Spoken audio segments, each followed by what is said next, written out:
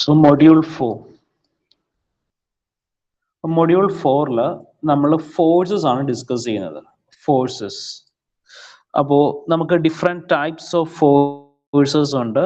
പിന്നെ കുറച്ച് പ്രിൻസിപ്പിൾസ് പഠിക്കാനുണ്ട്. Principle of transmissibility, Varignon's theorem, equilibrium conditions and free body diagram, അങ്ങനെ കുറച്ച് കൺസെപ്റ്റ്സും അതിന്റെ പ്രോബ്ലംസും ആണ് ഡിസ്കസ് ചെയ്യാനുള്ളത്. അപ്പോൾ ആ ഫോഴ്സസ് ഒക്കെ എന്താണെന്ന് ഡിസ്കസ് ചെയ്യുന്നതിന് മുന്നേ നമുക്ക് കുറച്ച് അതിന്റെ ബേസിക് ഉള്ള കുറച്ച് ഡീറ്റെയിൽസും കൂടി പറയുകയാണ്. ആ ഫോഴ്സസ് ഒക്കെ ഏത് സ്ട്രീമിലാണ് വരുന്നത്, അങ്ങനെയുള്ള കുറച്ച് ഡീറ്റെയിൽസും കൂടി പറഞ്ഞിട്ടാണ് നമ്മുടെ സിലബസിലുള്ള പോർഷനിലേക്ക് പോകുന്നത്. അപ്പോ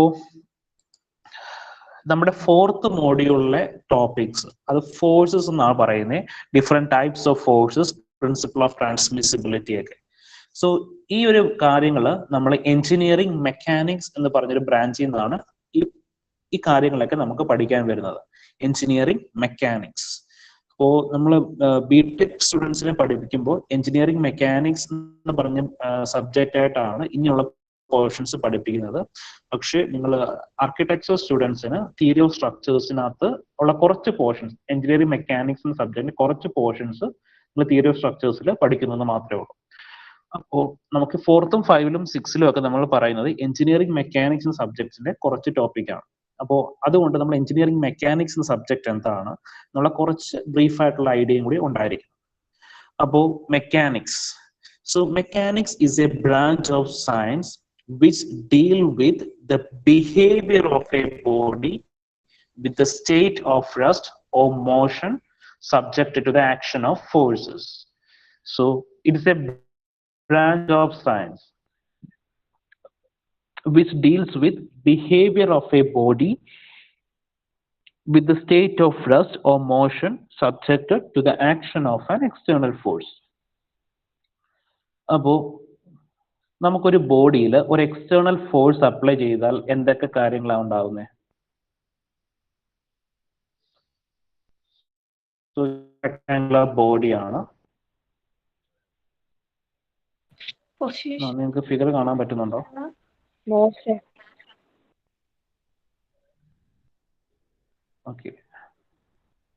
ഇപ്പോൾ ഇവിടെ ഒരു റെക്ടാങ്കിൾ ഞാൻ വരച്ചിട്ടുണ്ട്, ഒരു റെക്ടാങ്കുലർ ബോഡി.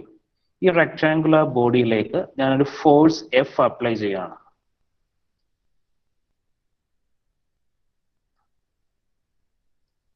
Force F.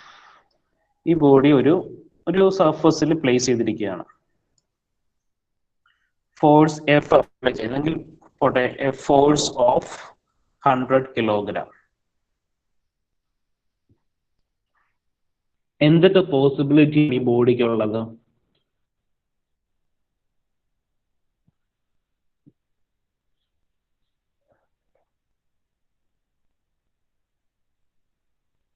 എന്തൊക്കെ പോസിബിലിറ്റീസ് ആണുള്ളത്? ഒരു എക്സ്റ്റേണൽ ഫോഴ്സ്, ഒരു 100 കിലോഗ്രാം ഫോഴ്സ് ഈ റെക്ടാങ്കുലർ ബോഡിയിലേക്ക് അപ്ലൈ ചെയ്യുമ്പോൾ എന്തൊക്കെ പോസിബിലിറ്റി ഉള്ളത്?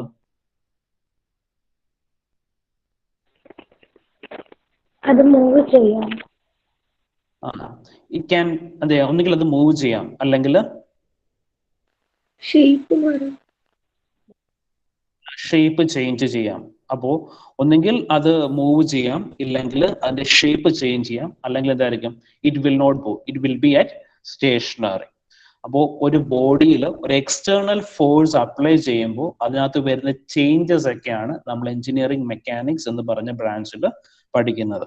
അപ്പോൾ നമുക്ക് 3 കാര്യങ്ങളാണ് അതിൽ വരുന്നത്. ഒരു എക്സ്റ്റേണൽ ഫോഴ്സ് ഒരു ബോഡിയിലേക്ക് സ്ട്രൈക്ക് ചെയ്യുമ്പോൾ, ഒരു ബോഡിയിൽ വന്ന് സ്ട്രൈക്ക് ചെയ്യുമ്പോൾ 3 കാര്യങ്ങളാണ് അവിടെ കോസ് ചെയ്യാനുള്ള സാധ്യത.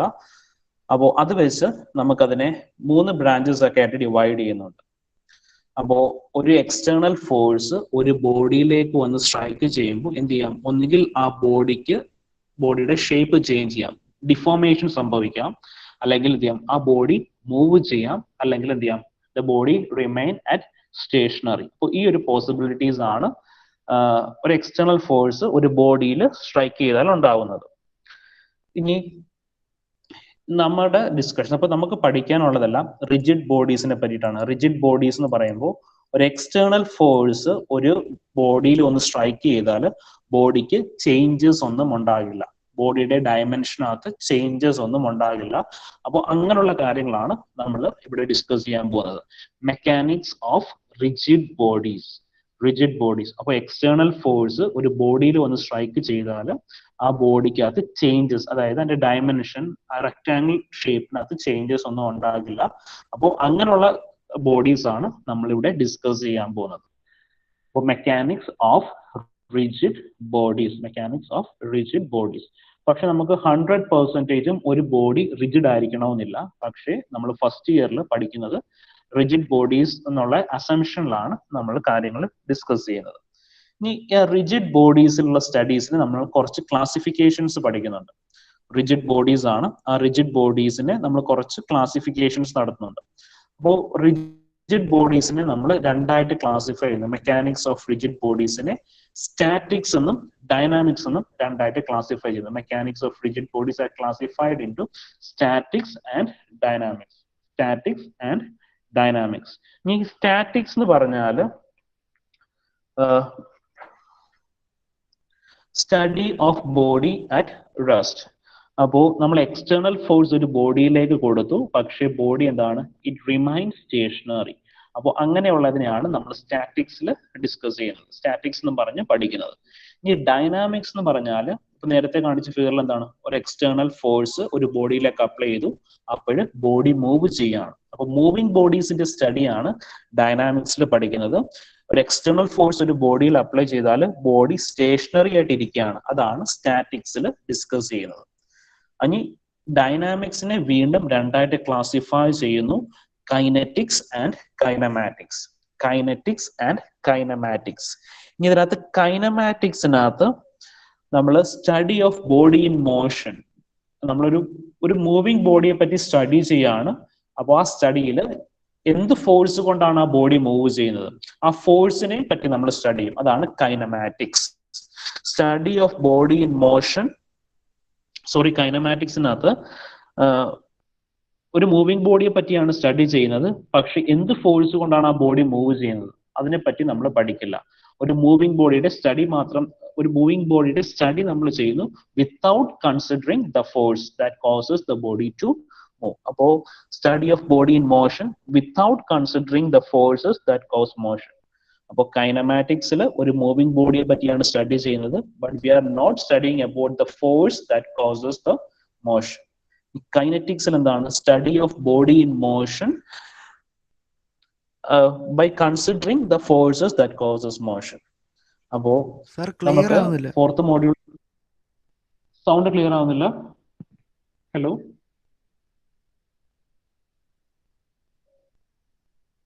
ഇപ്പം കേൾക്കാമോ? ഹലോ, ഇല്ല സാർ, വെട്ടി നിർത്തി കേൾക്കുന്നുള്ളൂ. കേൾക്കാം സാർ.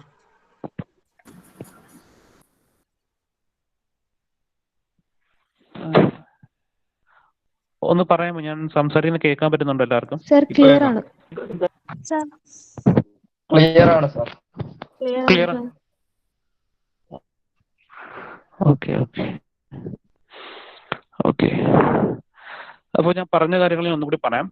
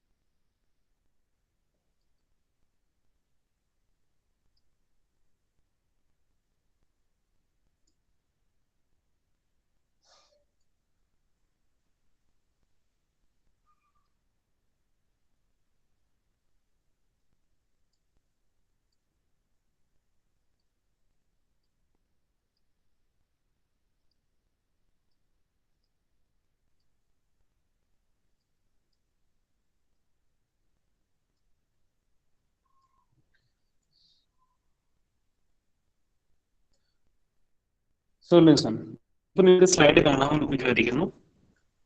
കാണാമല്ലോ? ഹലോ, കാണാം സർ. ഓക്കെ. അപ്പോൾ ഇതൊരു റെക്ടാങ്കുലർ ബോഡിയാണ്. ഈ റെക്ടാങ്കുലർ ബോഡിയിലേക്ക് ഞാൻ 100 ന്യൂട്ടൺ ഫോഴ്സ് അപ്ലൈ ചെയ്തു. അപ്പൊ ഈ 100 ന്യൂട്ടൺ ഫോഴ്സ് അപ്ലൈ ചെയ്തപ്പോൾ ഈ ബോഡിക്ക് ചേഞ്ചസ് ഒന്നുമില്ല. അതായത് ഇതിന്റെ ലെങ്തും ബ്രെഡ്ത്തും ഹൈറ്റും എല്ലാം സെയിം തന്നെ ആയിട്ടാണ് നിൽക്കുന്നത്. അപ്പോൾ അങ്ങനെയുള്ള ബോഡീസിനെയാണ് നമ്മൾ റിജിഡ് ബോഡി എന്ന് പറയുന്നത്. Rigid bodies. അപ്പോൾ നമ്മൾ പഠിക്കുന്ന ബോഡീസ് എല്ലാം റിജിഡ് ബോഡീസ് ആണെന്നുള്ള അസംഷനിലാണ് പഠിക്കുന്നത്. അപ്പോൾ ഇൻ റിയൽ ലൈഫ് നമുക്ക് ആ ബോഡിക്കകത്ത് എന്തെങ്കിലും ചെറിയ ഡയമെൻഷൻ ചേഞ്ചസ് ഒക്കെ സംഭവിക്കാം. അപ്പോൾ ഫസ്റ്റിൽ നമ്മൾ പഠിക്കുന്ന ബോഡീസ്, ഇപ്പൊ നമുക്ക് ഈ സെമസ്റ്ററിൽ നമ്മൾ പഠിക്കുന്ന ബോഡീസ് എല്ലാം റിജിഡ് ബോഡീസ് ആണെന്നുള്ള അസംഷനിലാണ് പഠിക്കുന്നത്. അപ്പോൾ ഒരു 100 കിലോ ന്യൂട്ടൺ ഫോഴ്സ് ഒരു ബോഡിയിൽ ആക്ട് ചെയ്തു. ബോഡിയിൽ ആക്ട് ചെയ്തപ്പോൾ ബോഡി എന്താണ്, ബോഡിക്കകത്ത് ചേഞ്ചസ് ഒന്നും സംഭവിച്ചില്ല. അപ്പൊ അതെന്താണ്, ഒരു റിജിഡ് ബോഡിയാണ്. ഈ 100 കിലോ ന്യൂട്ടൺ ഫോഴ്സ് അപ്ലൈ ചെയ്തപ്പോൾ ബോഡി എന്താണ്, it remain stationary, body move ചെയ്തൊന്നുമില്ല. അപ്പോൾ അങ്ങനെയുള്ള ഒരു എക്സ്റ്റേണൽ ഫോഴ്സ് ഒരു ബോഡിയിൽ അപ്ലൈ ചെയ്ത് കഴിഞ്ഞാൽ ആ ബോഡി മൂവ് ചെയ്തില്ലെങ്കിൽ ആ ടൈപ്പ് സ്റ്റഡീസ് ആണ്. അങ്ങനെ ഒരു എക്സ്റ്റേണൽ ഫോഴ്സ് ഒരു ബോഡിയിലേക്ക് അപ്ലൈ ചെയ്തു, അപ്പൊ ബോഡി മൂവ് ചെയ്യുന്നില്ല. അപ്പൊ അങ്ങനെയുള്ള ബോഡീസിനെ പറ്റിയുള്ള സ്റ്റഡീസ് ആണ് സ്റ്റാറ്റിക്സ് എന്ന് പറഞ്ഞ ബ്രാഞ്ചിൽ നമ്മൾ പഠിക്കുന്നത്. സ്റ്റാറ്റിക്സ്. ഈ എക്സ്റ്റേണൽ ഫോഴ്സ് അപ്ലൈ ചെയ്യുമ്പോൾ ബോഡി മൂവ് ചെയ്യാണ്. ഇപ്പോൾ 100 കിലോ ന്യൂട്ടൺ ഫോഴ്സ് അപ്ലൈ ചെയ്തപ്പോൾ ഈ ബോഡി എന്ത് ചെയ്തു, ലെഫ്റ്റ് സൈഡിലേക്ക് മൂവ് ചെയ്തു. അപ്പോൾ അങ്ങനെയാണെങ്കിൽ നമ്മൾ അങ്ങനെയുള്ള ബോഡീസിനെ പറ്റി സ്റ്റഡി ചെയ്യുന്നതിനെയാണ് ഡൈനാമിക്സ് എന്ന് പറയുന്നത്. ഡൈനാമിക്സ്. അപ്പോൾ ഡൈനാമിക്സ് മൂവിങ് ബോഡീസിനെ പറ്റിയുള്ള സ്റ്റഡീസ് ആണ്. സ്റ്റാറ്റിക്സ് എന്ന് വെച്ചാൽ സ്റ്റേഷനറി ബോഡീസിനെ പറ്റിയിട്ടുള്ള സ്റ്റഡിയാണ്, അല്ലെങ്കിൽ study of bodies at rest. ഇനി ഇതിനകത്ത് ഡൈനാമിക്സ് നമ്മൾ രണ്ടായിട്ട് ക്ലാസിഫൈ ചെയ്യുന്നുണ്ട്, കൈനറ്റിക്സ് ആൻഡ് കൈനമാറ്റിക്സ്. ഇതിനകത്ത് കൈനമാറ്റിക്സ് എന്ന് പറഞ്ഞാൽ ഇപ്പൊ നമുക്ക് എന്താണ്, ഈ 100 ന്യൂട്ടൺ ഫോഴ്സ് അപ്ലൈ ചെയ്തപ്പോഴാണ് എന്ത് ചെയ്തത്, ഈ ബോഡി മൂവ് ചെയ്തത്. അപ്പോൾ കൈനമാറ്റിക്സിനകത്ത് നമ്മൾ ഈ ഫോഴ്സിനെ പറ്റി പഠിക്കില്ല. നമ്മൾ ഈ ബോഡി മൂവ് ചെയ്യുകയാണ്, അല്ലെങ്കിൽ ഒരു മൂവിങ് ബോഡിയെ പറ്റി സ്റ്റഡി ചെയ്യുന്നു without considering the force that causes the motion. Kinematics. ഈ കൈനറ്റിക്സ് എന്ന് പറഞ്ഞ് പഠിക്കുമ്പോൾ എന്താണ്, study of body in motion considering the force that causes motion. External ഫോഴ്സിനെയും നമ്മൾ കൺസിഡർ ചെയ്യുവാണ്. അപ്പോൾ ഇത്രയും കാര്യങ്ങളാണ് നമുക്ക് പഠിക്കാനുള്ളത്. അപ്പോൾ മെക്കാനിക്സ് ഓഫ് റിജിഡ് ബോഡീസിനെ സ്റ്റാറ്റിക്സ് എന്നും ഡൈനാമിക്സ് എന്നും രണ്ടായിട്ട് ക്ലാസിഫൈ ചെയ്യുന്നു. Statics deals with the study of body at rest. Dynamics deals with the study of body in motion. ഡൈനാമിക്സിനെ വീണ്ടും ക്ലാസിഫൈ ചെയ്യുന്നു kinetics and kinematics. Kinematics are the study of body in motion without considering the force that causes motion.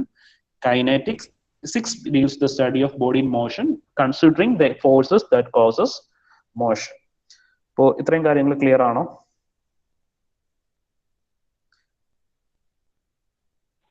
Yes, sir. Yes, sir. Yes, sir.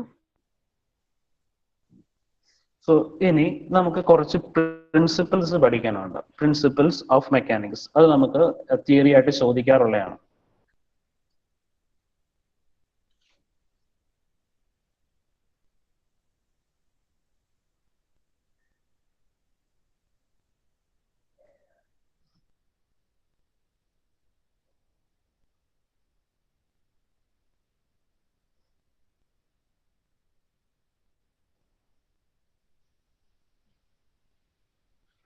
So fundamental principles of mechanics.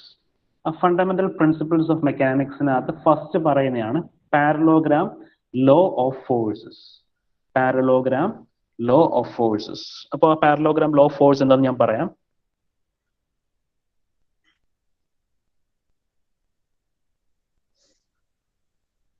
ഇത് white ബോർഡിൽ വരയ്ക്കാനുള്ളൊരു delay ആണ് ഈ വരുന്നത്.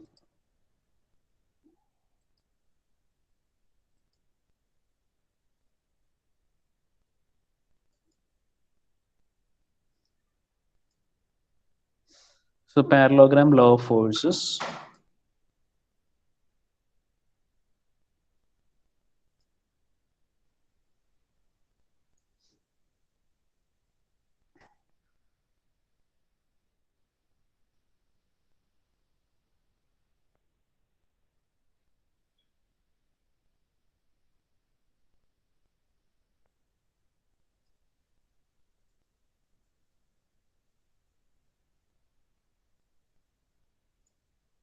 So ഇത് A എന്ന് പറഞ്ഞൊരു point ആണ്. ഈ പോയിന്റിലേക്ക് രണ്ട് ഫോഴ്സസ് ആക്ട് ചെയ്യാണ്. ഇതൊരു ഫോഴ്സ് F1 എന്ന് പറഞ്ഞൊരു ഫോഴ്സും ഇതൊരു ഫോഴ്സ് F2 എന്ന് പറഞ്ഞ ഫോഴ്സ്. സോ ഇപ്പൊ എക്സാമ്പിൾ പറയുകയാണെങ്കിൽ ഇപ്പൊ ഇവിടെ ഒരു ഹുക്ക് ഉണ്ട്. ഈ ഹുക്കിൽ നിന്ന് കണ്ടേ ഈ ഒരു ഫോഴ്സ് F1 ഫോഴ്സും അത് കണക്ക് തന്നെ ഒരു F2 ഫോഴ്സ്, അല്ലെങ്കിൽ രണ്ട് ത്രെഡ് ഒരു ഹുക്കിൽ നിന്ന് ടൈ ചെയ്തിരിക്കുകയാണ്, അങ്ങനെ വേണമെങ്കിലും പറയാം. അപ്പോൾ if two forces acting simultaneously are represented in magnitude and direction by adjacent sides of a parallelogram. അപ്പോൾ ഈ രണ്ട് ഫോഴ്സസ് നമുക്കൊരു പാരലോഗ്രാമിന്റെ രണ്ട് സൈഡിൽ റെപ്രസെന്റ് ചെയ്യാൻ പറ്റുവാണെങ്കിൽ, അപ്പോൾ പാരലോഗ്രാം എന്ന് വെച്ചാൽ ഇങ്ങനെ ഇരിക്കും. പാരലോഗ്രാം ഈ ഫോഴ്സ് F1 എന്ന് പറഞ്ഞ ഫോഴ്സും ഫോഴ്സ് F2 ഈ രണ്ട് ഫോഴ്സും ഒരു പാരലോഗ്രാമിന്റെ രണ്ട് സൈഡ്സ് ആയിട്ട് റെപ്രസെന്റ് ചെയ്യാൻ പറ്റുവാണെങ്കിൽ the diagonal of the parallelogram will be the resultant of the two forces. അപ്പോൾ റിസൾട്ടന്റ് ഫോഴ്സ് എന്ന് വെച്ചാൽ എന്താണ്? F1ന്റെയും F2 എന്ന് പറഞ്ഞ രണ്ട് ഫോഴ്സിനെയും നമുക്കൊരു സിംഗിൾ ഫോഴ്സ് ആയിട്ട് റെപ്രസെന്റ് ചെയ്യാൻ പറ്റും. അതാണ് റിസൾട്ടന്റ് ഫോഴ്സ് എന്ന് പറഞ്ഞാൽ. ഇപ്പൊ ഒരു പോയിന്റിൽ ഒരുപാട് നമ്പർ ഓഫ് ഫോഴ്സസ് ആക്ട് ചെയ്യുകയാണെങ്കിൽ അതിനെല്ലാം കൂടി നമുക്ക് ഒരൊറ്റ ഫോഴ്സ് ആയിട്ട് റെപ്രസെന്റ് ചെയ്യാൻ പറ്റും. അതിനെയാണ് റിസൾട്ടന്റ് ഫോഴ്സ് എന്ന് പറയുന്നത്. അപ്പോൾ ഒരു ബോഡിയിൽ ഇപ്പോൾ എ എന്ന് പറഞ്ഞ പോയിന്റിൽ നമുക്ക് F1 എന്ന് പറഞ്ഞ ഫോഴ്സും F2 എന്ന് പറഞ്ഞ ഫോഴ്സും ആക്ട് ചെയ്യുന്നു. And the both forces can be represented in two adjacent sides of a parallelogram. അപ്പോൾ ആ പാരലോഗ്രാമിന്റെ ഡയഗണൽ ഓഫ് ദ പാരലോഗ്രാം ആണ് ഇതിന്റെ റിസൾട്ടന്റ് ഫോഴ്സ് ആയിട്ട് നമുക്ക് റെപ്രസെന്റ് ചെയ്യാൻ പറ്റുന്നത്. So resultant force R is equal to, നമുക്ക് എങ്ങനെ എഴുതാം? Root of F1 square plus F2 square plus 2pq cos theta. Theta എന്ന് വെച്ചാൽ F1ന്റെയും F2ന്റെയും ഈ ഒരു ആംഗിൾ ആണ് തീറ്റ എന്ന് പറയുന്നത്. രണ്ട് ഫോഴ്സിന് ഇടയ്ക്കുള്ള ആംഗിൾ ആണ് തീറ്റ. അപ്പൊ 2F1 F2 കോസ് തീറ്റ. അപ്പോൾ റിസൾട്ടന്റിന്റെ, അതായത് ഈ ഡയഗണലിന്റെ വാല്യൂ കാൽക്കുലേറ്റ് ചെയ്യുന്ന ഇക്വേഷൻ ആണ് root of F1 square plus F2 square 2 plus 2F1 F2 cos theta. Theta എന്ന് പറയുന്നത് രണ്ട് ഫോഴ്സിനും ഇടയ്ക്കുള്ള ആംഗിൾ ആണ്. സോ ഞാനത് ഡെഫിനിഷനായിട്ട് കാണിച്ചു തരാം. Parallelogram law of forces. അപ്പോൾ നമുക്ക് രണ്ട് ഫോഴ്സ് ആക്ട് ചെയ്യുകയാണെങ്കിൽ, ഒരു പോയിന്റിലേക്ക് രണ്ട് ഫോഴ്സ് ആക്ട് ചെയ്യുകയാണെങ്കിൽ ആ രണ്ട് ഫോഴ്സിനെയും ഒരു പാരലോഗ്രാമിന്റെ രണ്ട് സൈഡിൽ റെപ്രസെന്റ് ചെയ്യാൻ പറ്റുവാണെങ്കിൽ ആ പാരലോഗ്രാമിന്റെ ഡയഗണൽ ആയിരിക്കും അതിന്റെ resultant force.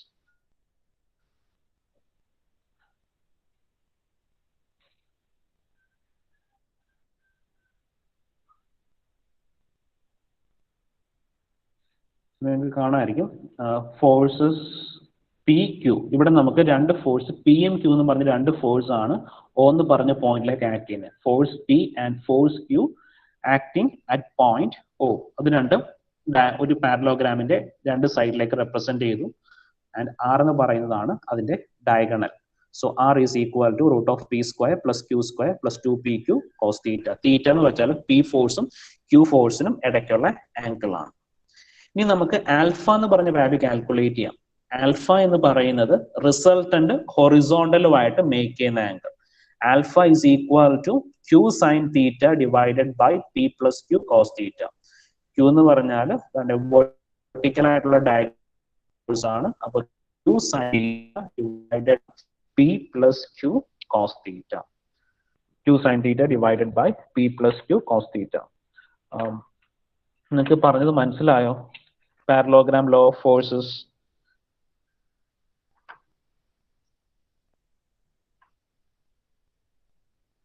Yes, sir.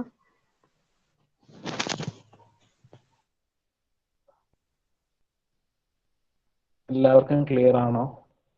Yes, sir.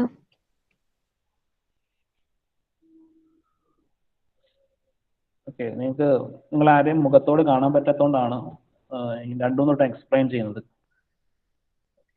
Next one, principle of transmissibility. ഇത് വളരെ ഇമ്പോർട്ടന്റ് ആണ്. നിങ്ങൾക്ക് ഒരുപാട് തവണ നിങ്ങൾക്ക് യൂണിവേഴ്സിറ്റി എക്സാമിന് ചോദിച്ച ക്വസ്റ്റ്യൻ ആണ്. നിങ്ങൾ ആ പ്രീവിയസ് ഇയർ ക്വസ്റ്റ്യൻ പേപ്പർ എടുത്ത് നോക്കിയാൽ കാണാം, പ്രിൻസിപ്പിൾ ഓഫ് ട്രാൻസ്മിസിബിലിറ്റി ഒരുപാട് തവണ ചോദിച്ചിട്ടുണ്ട്.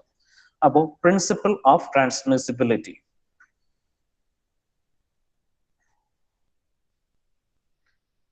ഞാൻ വരച്ച് എക്സ്പ്ലെയിൻ ചെയ്യാം എന്താണ് പ്രിൻസിപ്പിൾ ഓഫ് ട്രാൻസ്മിസിബിലിറ്റി.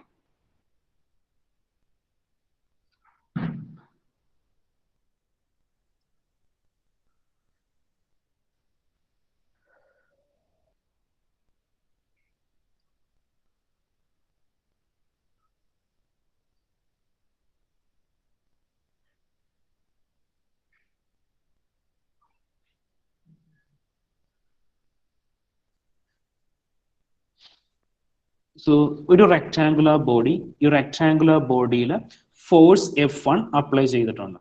റെക്ടാങ്കുലർ ബോഡിയിൽ ഒരു ഫോഴ്സ് F1 അപ്ലൈ ചെയ്തു. അപ്പോൾ ഈ ബോഡി നമുക്ക് ഒരു കാര്യം ചെയ്യാം, ഈ ബോഡി ഒരു ആക്സിലറേഷൻ A1 മൂവിങ് ടുവേർഡ്സ് റൈറ്റിലേക്ക് മൂവ് ചെയ്യാണ്. അപ്പോൾ ഇനി ഈ ഡോട്ടഡ് ലൈൻ വരച്ചിരിക്കുന്നതാണ് ഈ line of action of force എന്ന് പറയുന്നത്, line of action of force. ഇനി ഈ F1 എന്ന് പറഞ്ഞ ഫോഴ്സിനെ ഞാൻ ഇവിടുന്ന് റിമൂവ് ചെയ്തു, ഈ ലെഫ്റ്റ് സൈഡിൽ നിന്ന് റിമൂവ് ചെയ്തു. റിമൂവ് ചെയ്തിട്ട് ആ F1 ഫോഴ്സ് ഇതാണ്ടേ ഈ സെയിം ലൈൻ ഓഫ് ആക്ഷനിൽ ഇപ്പുറത്തെ സൈഡിൽ കൊണ്ടുവന്ന് അപ്ലൈ ചെയ്യാണ്. സെയിം ഫോഴ്സ് ഞാൻ ആദ്യം അപ്ലൈ ചെയ്ത പോയിന്റിൽ അതേ ലൈൻ ഓഫ് ആക്ഷനിൽ കൊണ്ടുവന്ന് റൈറ്റ് സൈഡിൽ അപ്ലൈ ചെയ്തു. അങ്ങനെ അപ്ലൈ ചെയ്താലും ഈ ബോഡിക്ക് ഡെവലപ്പ് ചെയ്യുന്ന ആക്സിലറേഷൻ A1 ആയിരിക്കും. അതാണ് പ്രിൻസിപ്പിൾ ഓഫ് ട്രാൻസ്മിസിബിലിറ്റി പറയുന്നത്. അപ്പോൾ ഒരു ഫോഴ്സിന്റെ എഫക്റ്റ് ഒരു ബോഡിയിൽ through out the line of action of force അതിന്റെ ബിഹേവിയർ സെയിം ആയിരിക്കും. അതാണ് പ്രിൻസിപ്പിൾ ഓഫ് ട്രാൻസ്മിസിബിലിറ്റി പറയുന്നത്. The condition of equilibrium or motion of a rigid body will remain unchanged if the point of application of a force acting on the rigid body is transmitted to any other point on the line of action of force.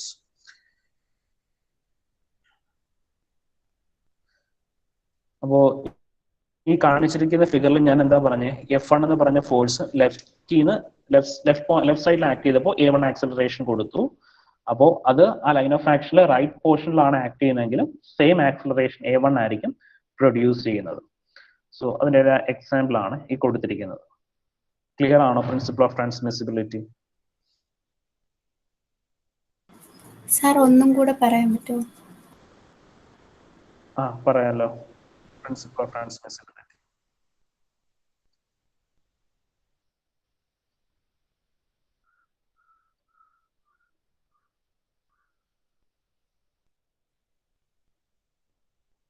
നിങ്ങൾക്ക് slide കാണാമോ? White board പോലെ. Okay, one second.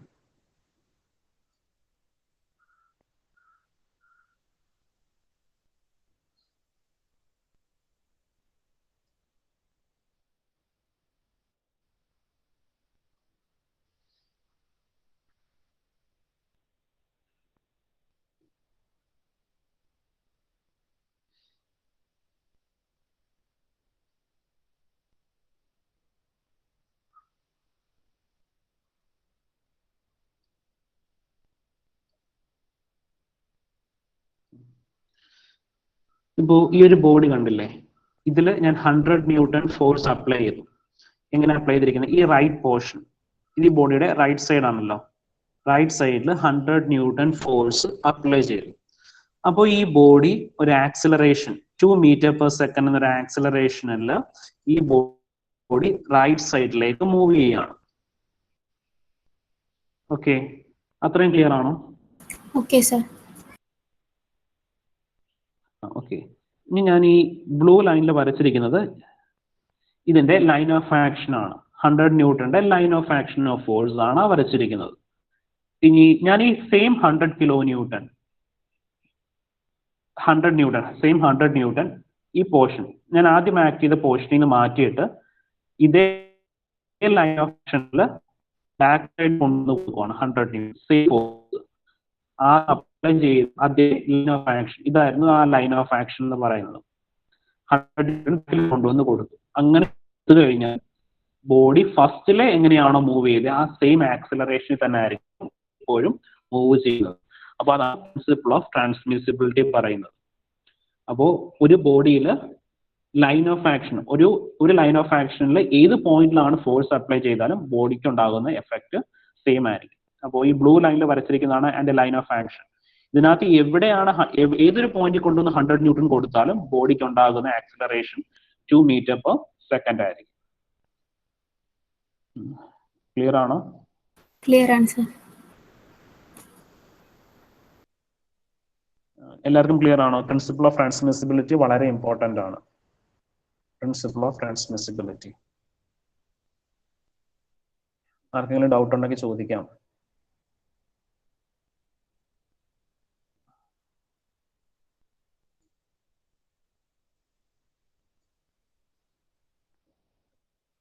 Continue ചെയ്യാമോ? Yes sir.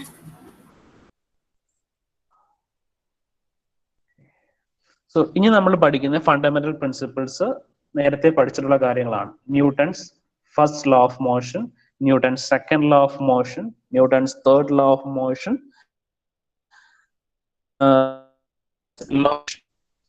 നമ്മൾ first പഠിക്കുന്നത് നമ്മുടെ third one, അതായത് fundamental principles of മെക്കാനിക്സിലെ third one, Newton's first law.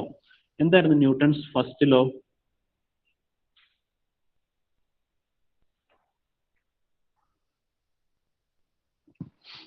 Newton's first law of motion. Every body continues to be in a state of rest or of uniform motion in a straight line unless it is acted upon by some external force.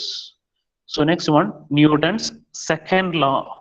The acceleration of a particle is proportional to the resultant force acting on it and in the direction of this force. So Newton's second law application ഒക്കെ ഒരുപാട് വട്ടം നമുക്ക് theory of structures വരും. The acceleration of a particle is proportional to the resultant force on it and is on the direction of this force.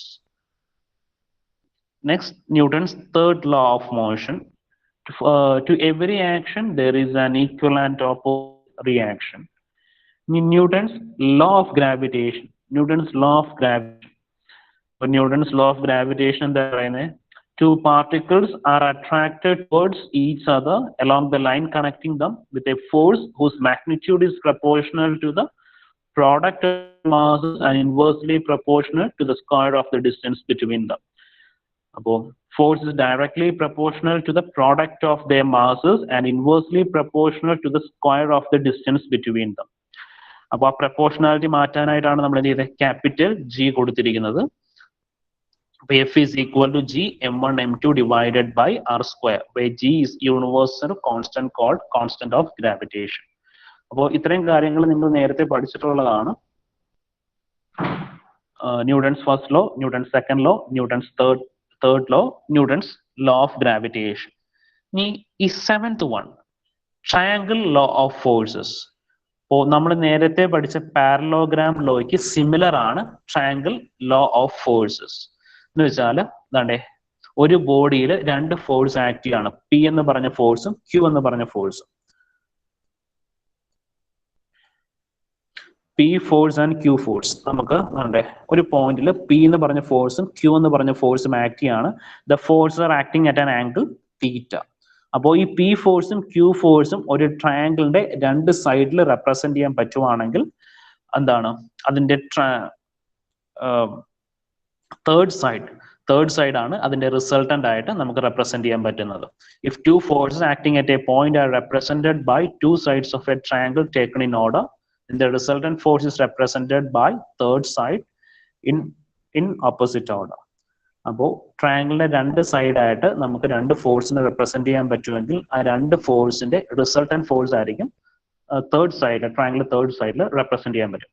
അപ്പോൾ നമുക്ക് parallelogram ലോയുടെയും triangular ഫോഴ്സിന്റെ ഒക്കെ problems ഉണ്ട്, സിമ്പിൾ പ്രോബ്ലംസ് നമുക്ക് സോൾവ് ചെയ്യാം കണ്ടിന്യൂ ചെയ്യുമ്പോൾ. അപ്പോൾ ഇത്രയും കാര്യങ്ങൾ മനസ്സിലായിട്ടുണ്ടോ? Fundamental principles of mechanics, parallelogram law, principle of transmissibility, പിന്നെ Newton's first law, second law, third law, Newton's law of gravitation and triangular law of forces. എന്തെങ്കിലും ഡൗട്ട് ഉണ്ടോ?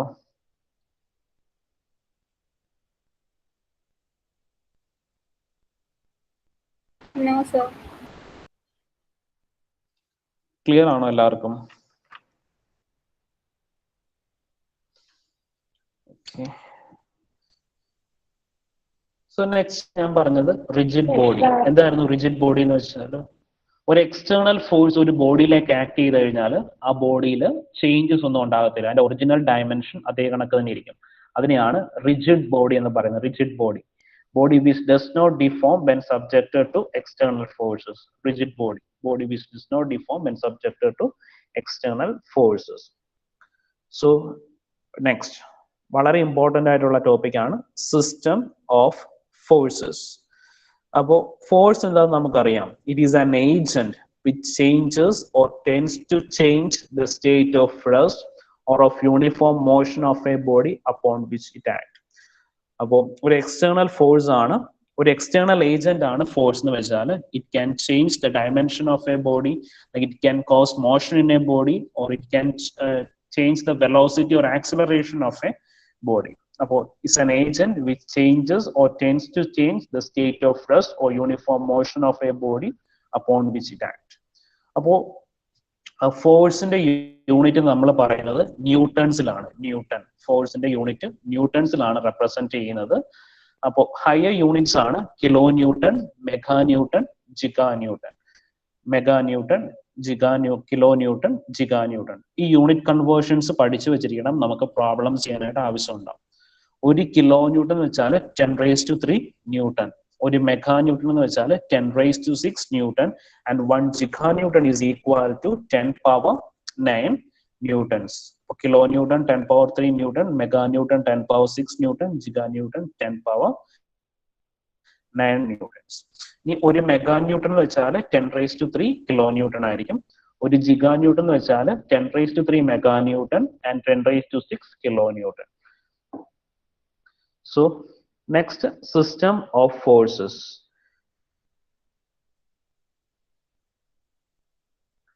System of forces. ഒരു ബോഡിയിൽ more than 2 or more forces act ചെയ്യുകയാണെങ്കിൽ അവിടെയാണ് ഒരു system of force എന്ന് പറയുന്നത്. A body with 2 or more forces acting simultaneously constitute a system of forces. ഇനി ഈ സിസ്റ്റം ഓഫ് ഫോഴ്സസ് വളരെ ഇമ്പോർട്ടൻ്റ് ആണ്. ഇതിനകത്ത് കുറെ ടേംസ് പഠിക്കാനുണ്ട്, അതൊക്കെ നമുക്ക് പ്രോബ്ലത്തിൽ വരുന്നതാണ്. സിസ്റ്റം ഓഫ് ഫോഴ്സസ് മെയിൻലി രണ്ടായിട്ടാണ് ക്ലാസിഫൈ ചെയ്യുന്നത്: coplanar forces and non coplanar forces. Coplanar and non coplanar. ഇതിനകത്ത് കോപ്ലേനാർ ഫോഴ്സ് എന്ന് വെച്ചാൽ ഫോഴ്സസ് എല്ലാം ഒരു സിംഗിൾ പ്ലെയിനിലായിരിക്കും ആക്ട് ചെയ്യുന്നത്. അതാണ് കോപ്ലേനാർ forces. either the forces are acting in x direction or the forces are acting in y directions. അപ്പോൾ forces എല്ലാം ഒരു പ്ലെയിനിൽ തന്നെ ആക്ട് ചെയ്യുകയാണെങ്കിൽ അതിനെയാണ് കോപ്ലേനാർ ഫോഴ്സസ് എന്ന് പറയുന്നത്. കോപ്ലേനാർ ഫോഴ്സസ്. സോ നിങ്ങൾക്ക് ഈ ഫിഗർ നോക്കി കാണാം. All the forces are acting in one plane. ഇപ്പൊ ഇതാണ്, ഇതൊരു വൈ ആക്സിസിലാണ് എല്ലാ ഫോഴ്സും ആക്ട് ചെയ്യുന്നത്. ഒരു സിംഗിൾ പ്ലെയിനിലാണ് എല്ലാ ഫോഴ്സും വരുന്നതെങ്കിൽ അതിനെയാണ് കോപ്ലേനാർ ഫോഴ്സസ്. Coplanar forces. ഇനി നോൺ കോപ്ലേനാർ ഫോഴ്സ് എന്ന് വെച്ചാൽ എന്തായിരിക്കും? മോർ ദാൻ വൺ ആക്സിസിലായിരിക്കും ഫോഴ്സസ് എല്ലാം ആക്ട് ചെയ്യുന്നത്. Non coplanar forces. System of ഫോഴ്സിന്റെ second one non coplanar forces. അതെ, ഫിഗർ കാണാം. Do not act in single plane. അപ്പോൾ ഇവിടെ എക്സ് ആക്സിസിൽ ആണ് F2 എന്ന് പറഞ്ഞ ഫോഴ്സ് ആക്ട് ചെയ്യുന്നത്, F1 എന്ന് പറഞ്ഞ ഫോഴ്സ് ആക്ട് ചെയ്യുന്നത് Y ആക്സിസിലാണ്. അപ്പോൾ കോപ്ലേനാർ എന്ന് വെച്ചാൽ ഒരു ആക്സിസിലായിരിക്കും, അല്ലെങ്കിൽ ഒരു പ്ലെയിനിൽ മാത്രമായിരിക്കും ഫോഴ്സ് ആക്ട് ചെയ്യുന്നത്. അപ്പോൾ മോർ ദാൻ വൺ പ്ലെയിനിലാണ് ഫോഴ്സ് ആക്ട് ചെയ്യുന്നതെങ്കിൽ non coplanar forces. Non coplanar forces. ഇനി ഇതിന്റെ ക്ലാസിഫിക്കേഷൻ ഉണ്ട്. കോപ്ലേനാറിനും നോൺ കോപ്ലേനാർ ഫോഴ്സിനും ക്ലാസിഫിക്കേഷൻസ് ഉണ്ട്. അപ്പോൾ കോപ്ലേനാർ ഫോഴ്സിനെ ക്ലാസിഫൈ ചെയ്യുന്നതാണ് collinear, concurrent and non-concurrent. Collinear, concurrent and non-concurrent. ഇനി നോൺ കോപ്ലേനാറും ക്ലാസിഫിക്കേഷൻ ഉണ്ട്, കൺകറന്റ് ആൻഡ് നോൺ കൺകറന്റ്. നമുക്ക് ഈ കൊളീനിയർ എന്താണ്, കൺകറന്റ് എന്താണ്, നോൺ കൺകറന്റ് ഫോഴ്സസ് എന്താണെന്ന് നോക്കാം. കൊളീനിയർ, അപ്പോ ആ പേര് തന്നെ ഉണ്ട് linear. Forces acting along A line, അതാണ് കൊളീനിയർ ഫോഴ്സ് എന്ന് പറയുന്നത്. കൊളീനിയർ, ലീനിയർ, ആ ലീനിയറിനെ ടേം നോക്കിയാൽ മതി. Forces which act on a common line of action, a collinear forces. ഇതാ കണ്ടില്ലേ, F1, F2, F3. മൂന്ന് ഫോഴ്സും ഒരേ ലൈനിലാണ് ആക്ട് ചെയ്യുന്നത് and they are acting in same direction. അങ്ങനെയാണെങ്കിൽ like collinear coplanar forces, like collinear coplanar forces. ഈ ഫിഗറിൽ എന്താണ് F1 ഓപ്പോസിറ്റ് ആയിട്ടാണ് F2 വരുന്നത്. F1ഉം F3യും സെയിം ഡയറക്ഷനിലാണ്. അപ്പോൾ ഫോഴ്സസ് ഒരേ ലൈനിലാണ് ആക്ട് ചെയ്യുന്നത് ബട്ട് ഡിഫറെന്റ് ഡയറക്ഷൻസ് ആണ്. അങ്ങനെയാണെങ്കിൽ unlike collinear coplanar forces, unlike collinear coplanar forces. അപ്പോൾ കൊളീനിയർ ഫോഴ്സസ് രണ്ട് ടൈപ്പ് ഉണ്ട്, ലൈക്ക് കൊളീനിയറും അൺലൈക്ക് കൊളീനിയറും. ഇനി കൺകറന്റ് ഫോഴ്സസ്, ഇത് വളരെ ഇമ്പോർട്ടന്റ് ടേം ആണ്. Concurrent forces, the forces that are meeting at a point, അതിനെയാണ് concurrent forces എന്ന് പറയുന്നത്. Forces meeting at a common point, അതിനെയാണ് concurrent forces. Forces that are meeting at a common point is known as concurrent forces. Concurrent forces. Next one, parallel forces. Parallel forces. Parallel forces എന്ന് വെച്ചാൽ എന്താണ്? Forces they will not meet at a point. So line of action of forces parallel ആയിരിക്കും. അപ്പോൾ like parallel force എന്ന് വെച്ചാൽ forces ഒരേ സൈഡിലേക്കായിരിക്കും move ചെയ്യുന്നത്. ഇപ്പൊ രണ്ട് ഫോഴ്സും അപ്വേർഡ് ഡയറക്ഷനിലാണ് മൂവ് ചെയ്യുന്നത്. ഇവിടെ എന്താണ് രണ്ട് ഫോഴ്സസും ഓപ്പോസിറ്റ് ഡയറക്ഷനിലാണ് മൂവ് ചെയ്യുന്നത്. അപ്പോൾ പാരലൽ ഫോഴ്സസ് ഒരു സൈഡിലും ഒരു പോയിന്റിലും മീറ്റ് ചെയ്യത്തില്ല. They will not meet. ഇനി നെക്സ്റ്റ് പറയുന്നതാണ് like collinear coplanar forces. So ഒരു പ്ലെയിനിൽ തന്നെ ആക്ട് ചെയ്യാണ്, ഒരേ ഡയറക്ഷനിലാണ് ആക്ട് ചെയ്യുന്നത്. അതാണ് like collinear coplanar forces. Like എന്ന് പറയുമ്പോൾ എന്താണ് ഒരേ ഡയറക്ഷനിലാണ് ആക്ട് ചെയ്യുന്നത്. കൊളീനിയർ എന്ന് പറയുമ്പോൾ ഒരേ ലൈനിലാണ്, കോപ്ലേനാർ എന്ന് വെച്ചാൽ ഒരേ പ്ലെയിനിലാണ് ആക്ട് ചെയ്യുന്നത്. Like collinear coplanar forces. Unlike collinear coplanar എന്ന് പറയുമ്പോൾ ഫോഴ്സസ് ഒരേ ലൈനിലാണ് but in opposite direction. Coplanar എന്ന് പറയുമ്പോൾ സെയിം പ്ലെയിനിലാണ് ആക്ട് ചെയ്യുന്നത്. ഈ ഒരു പ്ലെയിനിലാണ് രണ്ട് ഫോഴ്സും ആക്ട് ചെയ്യുന്നത്. Next one, coplanar concurrent forces. Coplanar concurrent forces. അപ്പൊ കൺകറന്റ് എന്ന് വെച്ചാൽ എന്തായിരുന്നു? Forces will meet at a point. Concurrent forces. Coplanar എന്ന് വെച്ചാൽ എന്താണ്? ഒരു പ്ലെയിനിൽ തന്നെയാണ് ആക്ട് ചെയ്യുന്നത്. അപ്പൊ F1, F2, F3 എന്ന് പറഞ്ഞ മൂന്ന് ഫോഴ്സും ഒരു പ്ലെയിനിലാണ് ആക്ട് ചെയ്യുന്നത് but the force are meeting at a point. അപ്പൊ അതുകൊണ്ടാണ് കോപ്ലേനാർ കൺകറന്റ്. കൺകറന്റ് എന്ന് വെച്ചാൽ ഇത്രയേ ഉള്ളൂ, the forces will meet at a point. Coplanar എന്ന് വെച്ചാൽ ഒരേ പ്ലെയിനിലായിരിക്കും ഫോഴ്സസ് എല്ലാം ഇരിക്കുന്നത്. കോപ്ലേനാർ.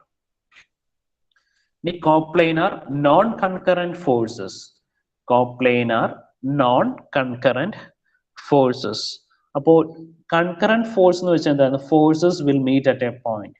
അപ്പൊ നോൺ കൺകറന്റ് എന്ന് വെച്ചാൽ ഫോഴ്സസ് ഒരു പോയിന്റിൽ മീറ്റ് ചെയ്യത്തില്ല. അപ്പൊ കോപ്ലേനാർ നോൺ കൺകറന്റ് ഫോഴ്സസ്. അപ്പൊ ഫോഴ്സ് എല്ലാം എന്താണ്? ഒരു പ്ലെയിനിലാണ് ആക്ട് ചെയ്യുന്നത് but they will not meet at a point. അപ്പൊ കോപ്ലേനാർ നോൺ കൺകറന്റ് ഫോഴ്സസ്. ഇനി non coplanar concurrent forces. Non coplanar concurrent forces. അപ്പൊ കൺകറന്റ് എന്ന് വെച്ചാൽ forces will meet at a point. Non coplanar എന്ന് വെച്ചാൽ എന്താണ്? രണ്ട് പ്ലെയിനിലാണ് ഫോഴ്സസ് വരുന്നത്. അപ്പൊ കണ്ടോ, ഇവിടെ F1 എന്ന് പറഞ്ഞ ഫോഴ്സ് ഈ വെർട്ടിക്കൽ പ്ലെയിനിൽ നിന്നാണ് വരുന്നത്. F2 എന്ന് പറഞ്ഞ ഫോഴ്സ് വരുന്നത് ഹൊറിസോണ്ടൽ പ്ലെയിനിൽ നിന്നാണ് ആ ഫോഴ്സ് വരുന്നത്. അപ്പൊ forces are coming from different plane but they are meeting at a point. അപ്പൊ അതാണ് non coplanar concurrent forces. Non coplanar concurrent force. ഇത്ര ഓർത്താൽ മതി. കൺകറന്റ് എന്ന് വെച്ചാൽ the force will meet at a point. Non coplanar എന്ന് വെച്ചാൽ രണ്ട് ഡിഫറെന്റ് പ്ലെയിനിൽ നിന്നായിരിക്കും ഫോഴ്സ് വരുന്നത്. അപ്പോൾ ഇവിടെ F1 എന്ന് പറഞ്ഞ ഫോഴ്സ് വരുന്നത് വെർട്ടിക്കൽ പ്ലെയിനിൽ നിന്നാണ്. F2 എന്ന് പറഞ്ഞ ഫോഴ്സ് വരുന്നത് ഹൊറിസോണ്ടൽ പ്ലെയിനിൽ നിന്നാണ്. അപ്പോൾ ഡിഫറെന്റ് പ്ലെയിനിൽ നിന്ന് വരുന്ന ഫോഴ്സ് ഒരു പോയിന്റിൽ മീറ്റ് ചെയ്യും. ഈ non coplanar non concurrent forces. Non coplanar non concurrent forces. ഇപ്പൊ നോൺ കോപ്ലേനാർ എന്ന് പറയുമ്പോൾ force are acting at different plane. F1 എന്ന് പറഞ്ഞ ഫോഴ്സ് വെർട്ടിക്കൽ പ്ലെയിൻ, F2 എന്ന് പറഞ്ഞ ഫോഴ്സ് ഹൊറിസോണ്ടൽ പ്ലെയിൻ. ഇപ്പൊ നോൺ കോപ്ലേനാർ. നോൺ കൺകറന്റ് എന്ന് പറഞ്ഞാൽ എന്താണ്? They will not meet at a point. അപ്പൊ നോൺ കൺകറന്റ്.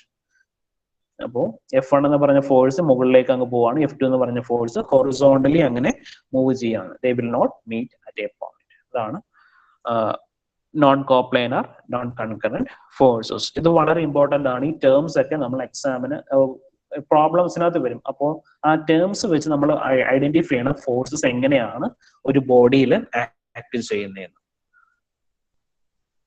ക്ലിയർ ആണോ സിസ്റ്റം ഓഫ് ഫോഴ്സസ്?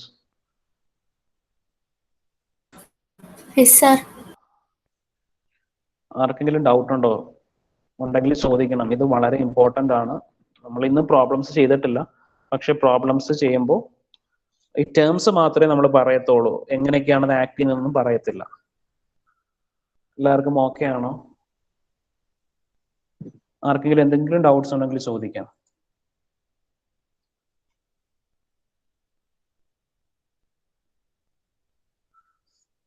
ശരിക്കും ഇത് ഇങ്ങനെയൊക്കെ അല്ല ക്ലാസ് എടുക്കേണ്ടത്. ഇപ്പോൾ ഓൺലൈൻ ക്ലാസ് ആയതുകൊണ്ടാണ് ഇത്ര ബുദ്ധിമുട്ടോ. ക്ലാസ്സിലൊക്കെ ആണെങ്കിൽ എക്സാമ്പിൾസ് വെച്ച് ചെയ്യിപ്പിക്കായിരുന്നു. ഒരു ബോഡി കൊണ്ടുവന്ന് ക്ലാസ്സിൽ വെച്ച് ഫോഴ്സ് അപ്ലൈ ചെയ്തൊക്കെ കാണിക്കായിരുന്നു. ഓൺലൈൻ ആയതുകൊണ്ടാണ് നമുക്ക് ആ ഒരു പോസിബിലിറ്റി ഒന്നും ഇല്ലാത്തത്. എന്തെങ്കിലും ഡൗട്ട്സ് ഉണ്ടെങ്കിൽ ചോദിക്കാം. വളരെ ഇമ്പോർട്ടന്റ് ആണ്.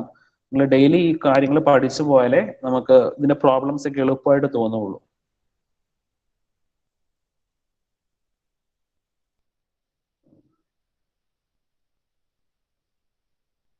ആർക്കും ഡൗട്ട്സ് ഒന്നുമില്ല?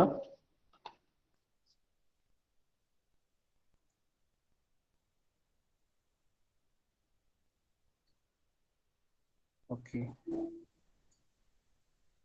So attendance